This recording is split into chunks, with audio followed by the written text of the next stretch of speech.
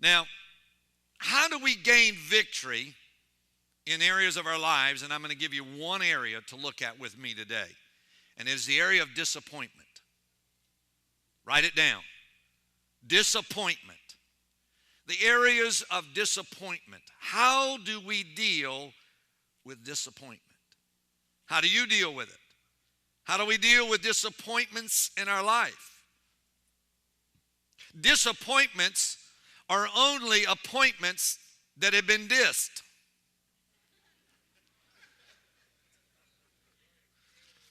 There are appointments of God, and those appointments need necessarily some experience before they can become appointments. Hello? You see, disappointments have to have a process so that they can become appointments of God. Are you listening? Now, life has a lot of turns in the road, and disappointments are at many of those turns. Can you say yes to that? The time of the year here that we're facing, Christmas time, holiday, many people, especially children, will wake up very disappointed. Come on. It's true, saints. Now, I'm going to be real truthful today, so you got to get this. People will wake up on Sunday morning and they will be disappointed. How many of you, be real, be honest, as a kid, saw something, wanted something, and got up Christmas morning and it wasn't there? Can I see your hands? A couple of you? Yeah, right.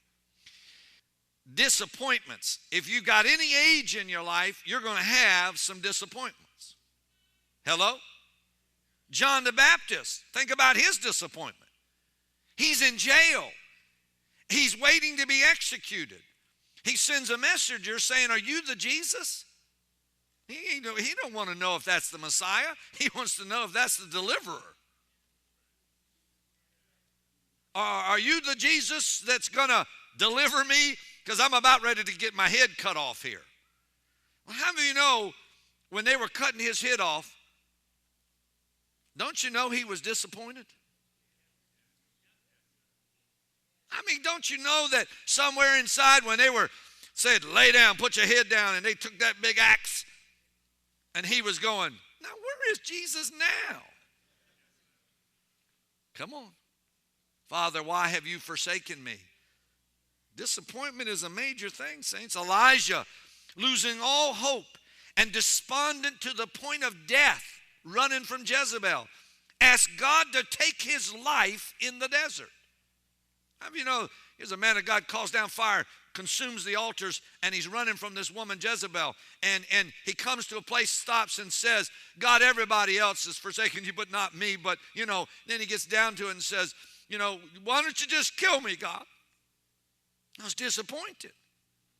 God, who I didn't do anything to, had let me down. And then when my dad died and choked to death on a piece of food in the kitchen, I realized there wasn't a God. There wasn't a God, and there was no need to even worry about it. And it would be typical for that to happen because that's the way it was. So in my life, disappointment was a constant process. Hello? Anybody ever been disappointed? Anybody ever been disappointed in God in some way that you thought maybe God let you down? Now, when life doesn't add up, it leaves our hearts sick. And when we have done all we know to do, and the formula has not worked, it leaves us questioning. Proverbs 13:12 says, "Hope deferred makes the heart sick." Now, disappointment can become an enemy to our lives. Are you hearing me? And one of the areas, probably the most, that it conflicts with is the area of faith. Disappointment confronts faith like no other thing in our life. How many of you hear that? The confrontation, the encounter that takes place between faith and disappointment is huge. Are you listening? And we need to know then that if faith and disappointment have this conflict, maybe it's faith that overcomes the disappointment. Disappointment can be like fog on your windshield. The view is out there, you just can't see it. There's a sign, I preached about this one time. In Ireland, there's a sign at a pub. And the sign, and you can get postcards from this little pub in Ireland. It's near the coast in Ireland.